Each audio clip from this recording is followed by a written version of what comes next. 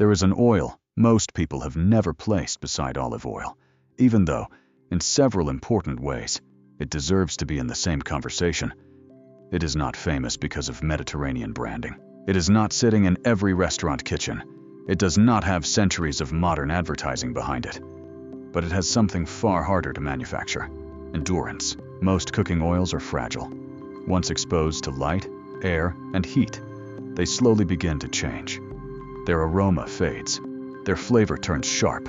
Their protective compounds break down. The bottle that looked healthy on the shelf can become a very different product after months in a warm kitchen. Now imagine an oil that was valued because it resisted that decline unusually well.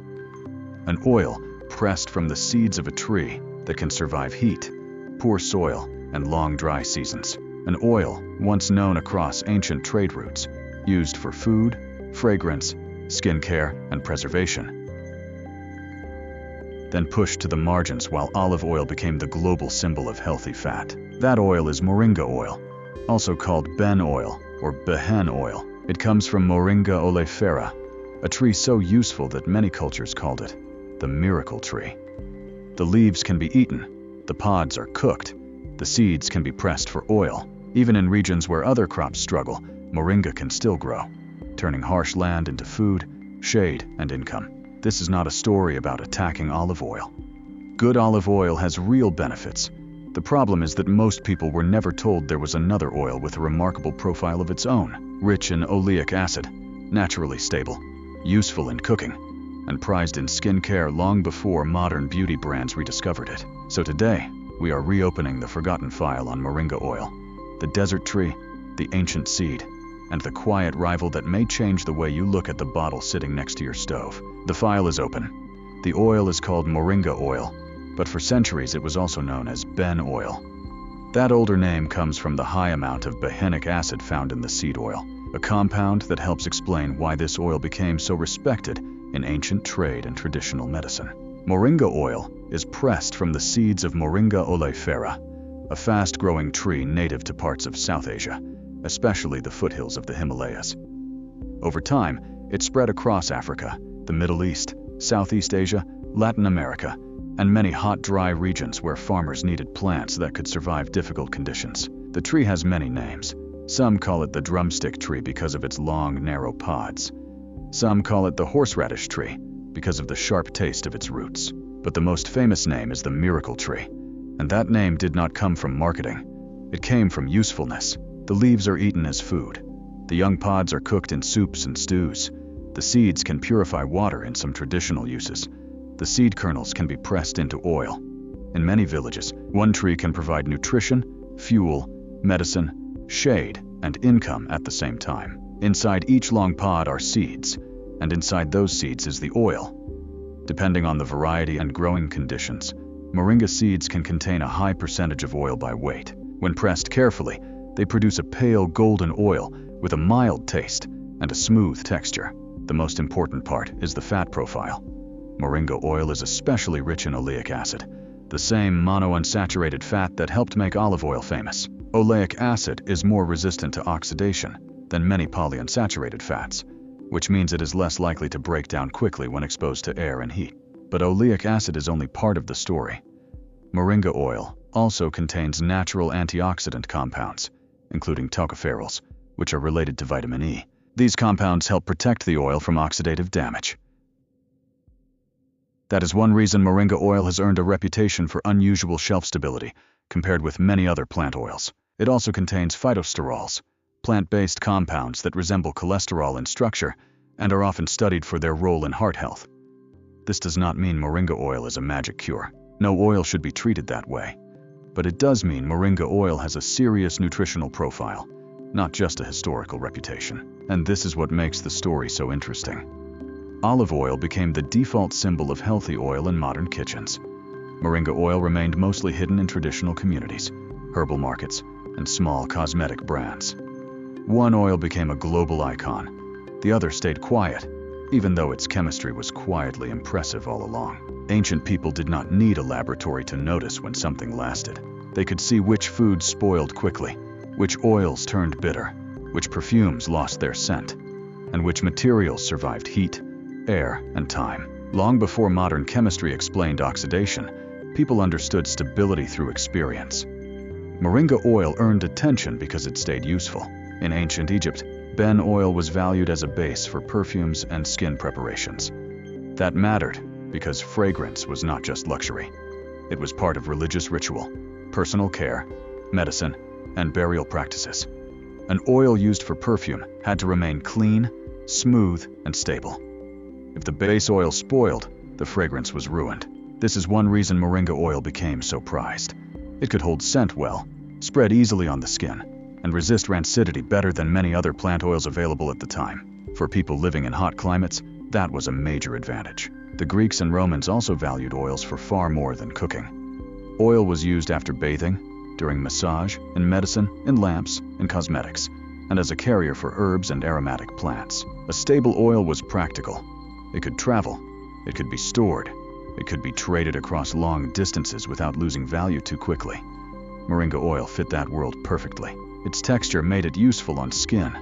Its mild smell allowed herbs and flowers to stand out. Its resistance to spoilage made it attractive to traders who could not afford to move fragile goods across deserts and seas. Modern skincare science gives us a clearer explanation for why traditional cultures kept using it.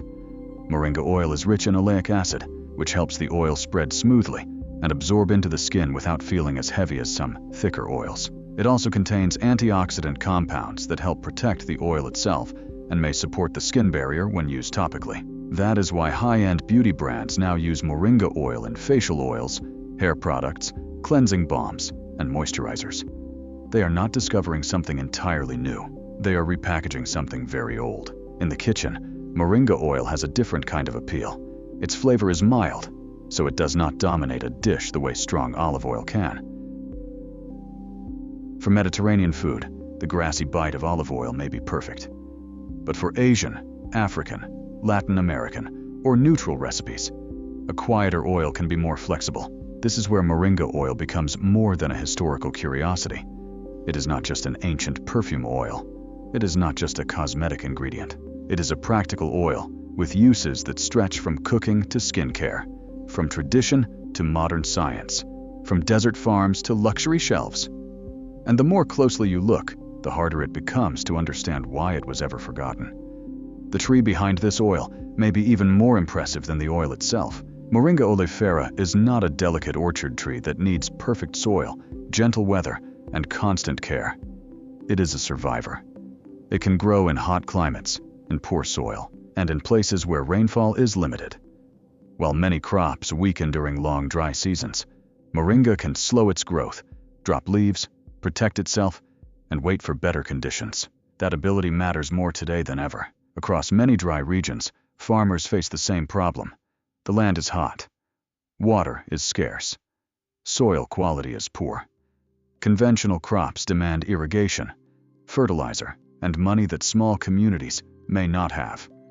When harvests fail, families are forced to depend on imported food, expensive oils, and unstable supply chains. Moringa changes part of that equation because the tree gives more than one product. The leaves can be harvested as a nutritious green vegetable. They are often dried into powder or cooked fresh in soups, stews, sauces, and traditional dishes. The pods can be eaten. The seeds can be pressed into oil. The remaining seed cake can be used in some agricultural or water treatment applications. A single tree can support food, oil, and local income at the same time. This is why moringa has become important in food security projects across parts of Africa, Asia, and Latin America. It is not because the tree is magical, it is because it is practical. It grows quickly. It can be pruned and harvested repeatedly. It fits small farms, home gardens, and dry zone agriculture. In the first year, under good conditions, moringa can grow rapidly enough to become useful very quickly. Seed production usually improves as the tree matures, and a well-managed planting can provide leaves and seed pods for many years. There is also a powerful independence hidden in this tree. When a family can grow its own oil source, it is less dependent on imported bottles. When a village can press its own seeds, more value stays local. When dry land can produce something useful, land that once looked empty begins to have economic meaning. That is what makes moringa so different from many famous crops. Olive trees are valuable, but they are tied to particular climates, landscapes, and traditions. Moringa is more flexible. It belongs to the edge zones, the difficult places, the hot fields, the small farms, the communities that need crops with resilience built into their roots. The oil is impressive, but the tree explains why the story matters. Moringa oil is not only a product on a health food shelf, it is part of a larger question. What kinds of crops will matter in a hotter, drier, more unstable future? And for millions of people living where water is already precious, the answer may not come from luxury branding. It may come from a tough, fast-growing tree that has been feeding people quietly for centuries. But if moringa oil was so useful, why did it become so quiet while olive oil became a global superstar? The answer is not simple. It was not only about quality, it was about geography, trade, culture, money, and marketing. Olive oil had a powerful advantage. It belonged to regions that became central to European food identity. Italy, Spain, Greece, and other Mediterranean countries did not just produce oil, they built cuisine around it. Bread dipped in olive oil, vegetables roasted in olive oil, fish finished with olive oil, salads dressed with olive oil. Over time, olive oil became more than an ingredient. It became a symbol of tradition, health, sunlight, family, and sophistication. Moringa oil had a different path. It was produced more often in South Asia, Africa, and other tropical or subtropical regions. These regions had deep knowledge of the tree, but they did not control the same global branding machines. Their products were often treated as local, herbal, rural, or exotic, rather than premium. That difference shaped perception. When olive oil was placed in a glass bottle with a Tuscan hill on the label, consumers saw culture. When moringa oil appeared in a small herbal shop or traditional market, consumers often saw something unfamiliar. One product looked like fine cuisine, the other looked like folk medicine, even when its chemistry deserved serious attention. Then came the rise of nutrition science in the 20th century. The Mediterranean diet became famous because researchers connected it with lower rates of heart disease in certain populations. Olive oil benefited enormously from that research. And to be clear, the benefits were real. Olive oil is rich in monounsaturated fat, and high-quality extra virgin olive oil contains protective compounds. But here is the important detail. Olive oil was usually compared with diets high in butter, lard, or heavily processed fats. It was not being compared head-to-head with moringa oil in everyday kitchens. So olive oil became the healthy oil in the public imagination, while moringa oil remained outside the spotlight. Research on moringa did exist, but much of it came from countries with fewer resources for global promotion. Studies in India, Africa, and other regions did not always reach Western consumers. Meanwhile, olive oil producers, importers, chefs, and food media created a powerful cultural loop. The more olive oil appeared in recipes, the more normal it felt. The more normal it felt, the more people bought it. The more people bought it, the more companies invested in keeping it visible. Moringa oil had no comparable machine behind it. This does not mean olive oil is bad. It means the winner in the market is not always the best performer in every category. Sometimes the winner is simply the product with stronger stories, better labels, richer countries behind it, and a clearer place in modern cuisine. Moringa oil was not forgotten because it had no value. It was forgotten because it had less marketing power. And now, as people look again at traditional foods, climate-resilient crops, and less processed ingredients, that old imbalance is beginning to change. So where does moringa oil belong today? Not as a miracle cure, and not as a reason to reject good olive oil. It belongs beside the oils people already trust. Its mild flavor works in dressings, vegetables, sauces, and everyday cooking without overpowering the dish. Its natural stability also makes it useful for people who want a reliable plant oil. In skincare, it spreads smoothly and nourishes without feeling too heavy. But its greatest value may be where this tree grows, in dry regions, giving families food, oil, and income. Moringa oil wasn't gone, it was simply waiting to be remembered.